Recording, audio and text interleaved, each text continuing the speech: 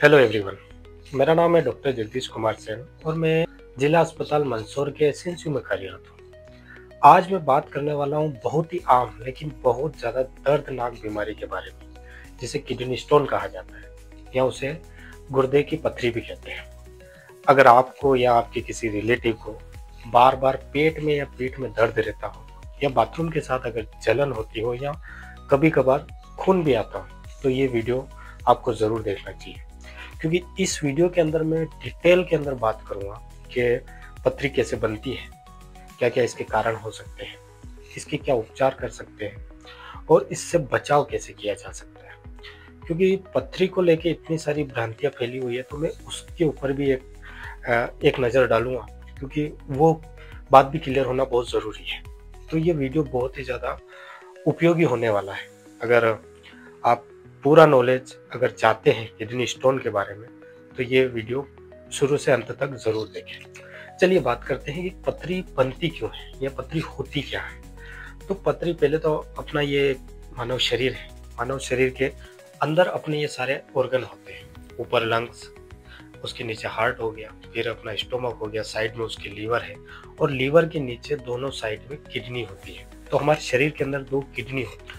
तो पहले हमें ये पता होना चाहिए कि किडनी का आखिर हमारे शरीर में फंक्शन क्या है, मतलब काम क्या करती है। काम अगर समझ में आ गया तो हमें आगे की चीजें आसानी से क्लियर हो जाएंगी।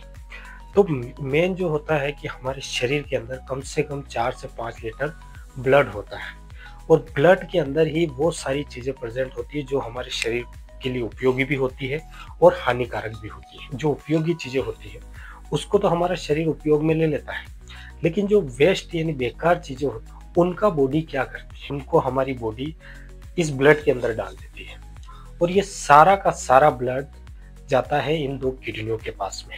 जो हमारी किडनी होती है वो इनको छानने का काम करती है, ब्लड को छानती है, ताकि उसमें से जो वेस्ट या बेकार चीजें हैं उनको शरीर से बाहर निकाल सके। ठीक है, तो छनने का मेन काम कौन करता है? हमारी किडनियां करती है। पदार्थ है हमारे शरीर के अंदर, अगर वो नॉर्मल मात्रा में है तो किडनियां उन्हें बाहर निकाल देती है, लेकिन अगर ये नॉर्मल से ज्यादा है तो फिर हमारी किडनी उसको जितने फास्ट शरीर से बाहर निकालना चाहिए उतने फास्ट उसको शरीर से बाहर नहीं निकाल पाती है।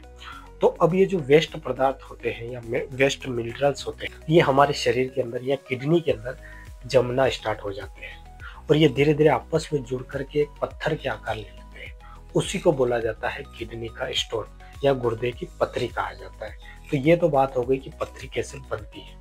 अब इसमें कौन कौन सी ऐसी चीजें या मिनरल्स हो सकते हैं जिनकी वजह से पथरी हो सकती है। तो उसमें आता है कैल्शियम हो सकते हैं, जेंथिन हो सकता है, यूरिक एसिड हो सकता है या फॉस्फेट हो सकता है। तो ये कुछ मिनरल्स होते हैं जो अगर एक्सेसिव या इनका असंतुलन हो जाए हमारे शरीर के अंदर, तो ये किडनी के अंदर जा जुड़ना स्टार्ट हो जाते हैं और ये वहाँ पे इकट्ठा होना शुरू हो जाते हैं। तो ये बात हुई कि पथरी हमारे शरीर में बनती कैसे है। तो अब हम समझने की कोशिश करेंगे कि ये पथरी बनती कैसे है या इसके क्या क्या कारण हो सकते हैं। इसका जो मुख्य कारण होता है कि पानी की कमी होना शरीर के अंदर या पानी ऊपर से कम पीना, ये इसका मुख्य कारण हो सकता है। या तो ज्यादा नमक का सेवन करना या ज्यादा प्रोटीन डाइट का उपयोग करना। इसके अलावा यूरिनरी ट्रैक होता है, यानी किडनी होती है, किडनी के बाद इससे एक नली, 2 नलियां निकलती है, हर एक प्रत्येक किडनी से एक एक नली निकलती है। वो नली एक थैली में जाके खुलती है जिसे यूरिनरी ब्लैडर कहते हैं और यूरिनरी ब्लैडर से यूरेथ्रा बाहर निकलती है और यूरेथ्रा पेनिस या वेजाना के थ्रू जो भी हमारे शरीर में वेस्ट प्रोडक्ट होता है वो यूरिन यानी पेशाब के थ्रू हमारे शरीर से बाहर फेंक दिया जाता है। अगर इस मार्ग में कहीं पर भी इन्फेक्शन हुआ तो वो ये किडनी फॉर्मेशन को बढ़ा देता है। इसके अलावा जैसे मैंने पहले भी बता चुका हूँ कि जैसे कैल्शियम हो गए, ऑक्जेलेट हो गए या यूरिक एसिड हो गए, अगर इनका असंतुलन हमारे शरीर के अंदर हो जाएगा तो उसके कारण किडनी में स्टोन बनने के चांसेस बढ़ जाते हैं। और उसके अलावा कभी कभार आनुवंशिक भी हो सकता है, मतलब अगर दादा को हुआ तो पिताजी को हो सकता है और पिताजी से हमें आ सकता है। तो ये आनुवंशिक भी हो सकता है। चलिए अब अपन बात करेंगे कि इसके लक्षण क्या क्या दिखाई देंगे, यानी किसी के शरीर में मान लो पथरी है तो उसको क्या क्या लक्षण दिखाई देने स्टार्ट हो जाएंगे। इसके अंदर पीठ में या पेट में बहुत तेज दर्द होना, ये इसका मुख्य लक्षण होता है। इसके अलावा उल्टी होना या जी मचलाना, पेशाब के साथ में खून आना कभी कभार, या बाथरूम करते टाइम जलन होना, और कभी कभार बुखार या ठंड भी लग सकती है।